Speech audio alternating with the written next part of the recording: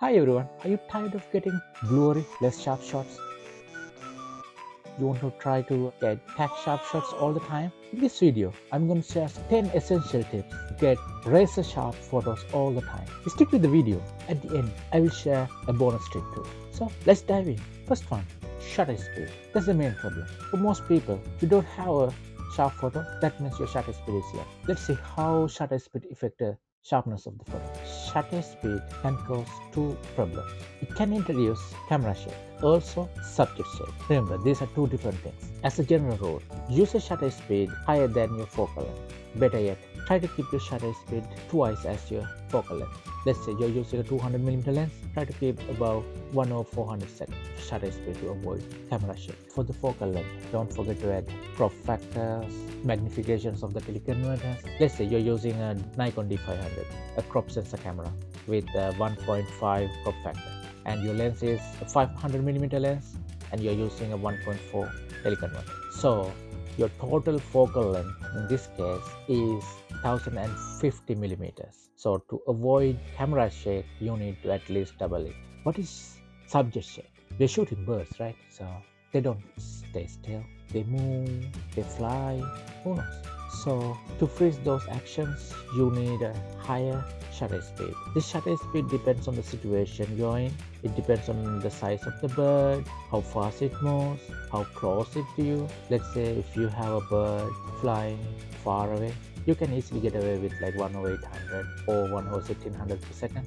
But let's say if it's getting close, you have to increase your shutter speed because subjects closer to you move fast. And let's take a subject like hummingbird. If you have a hummingbird, increase your shutter speed as much as possible because they are extremely fast. If you want to freeze hummingbird, shoot the maximum shutter speed you can go. Next one, focus. Most people think their photos are not sharp. That's because it's not focused well. As of today, we have the best cameras in the history, best focusing cameras. But still, you have to know how to use those autofocus systems. For birds, always use continuous autofocus and make sure your bird's eyes are in focus. It has to be Tack-Sharp. That's very magic. And when we talk about sharpness, we have to talk about lens, mainly lens aperture. Every lens has a sweet spot. It usually stays between f5.6 to f11, maybe f13. It depends on the lens you have. Every lens has a different sweet spot. So you have to figure it out. Your best bet is take your camera, put your lens on, go out, take few shots with different apertures and figure out which aperture gives you the most sharp shot. And remember, avoid using small apertures like f16, f22 if sharpness is your goal. To get sharp photo, you have to hold your camera properly. Better hand holding techniques will improve your sharpness of your image. Best way is hold your camera close to your body. Tuck your elbows in and remember, gently squeeze your shutter. Don't press it, squeeze your shutter. That will make a huge difference.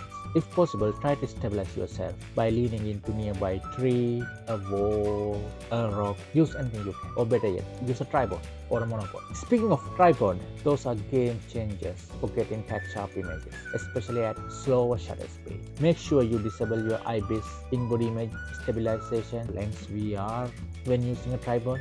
Use a remote shutter or shutter delay mode to avoid vibration. And for mirrorless cameras, electronic shutter is your best friend. For photography, lighting is everything. The best light often comes with the golden light, sunrise and sunset. Direction lights enhance the sharpness and the details of your images. Dull lights coming from the overcast days might reduce your sharpness, but don't forget, overcast days might give you award-winning shots. Make sure your lens is clean. Don't let a dirty lens ruin your photos. Dust on your front element can decrease your sharpness and the contrast. Have you ever noticed those shimmering waves on a hot day? That's heat distortion, and it can ruin your photos, can ruin your sharpness. It's most noticeable with long lenses and distant subjects on hot days. To minimize this, try to shoot early in the morning or late in the evening when the air is much cooler, and try to shoot closer to the ground. It will help you to reduce heat distortion. Keep your ISO low as possible for less noise. But remember, don't sacrifice proper exposure. If need, don't be afraid to go high ISO. You can always correct it with post-processing. Remember, a noise image is better than a blurry image. If you're not sure how to set your ISO, try Auto ISO. It's one of the best tools you can use. It's always better to get a sharp image from the camera, but if need, you can increase your sharpness by using post-processing softwares, Lightroom, Photoshop. Just don't overdo it. Okay, the bonus tip. If you're shooting on a windy day, try shooting without your lens hood. I know. Lens hood gives you protection, and also it can catch winds and introduce vibration, so be careful and remove your lens hood. Try shoot. It definitely will increase your sharpness. And there you have it. Follow these tips and you will be capturing Tack-Sharp images in no time. Don't forget to like, subscribe and hit the bell notification button for more photography tips. See you in the next video.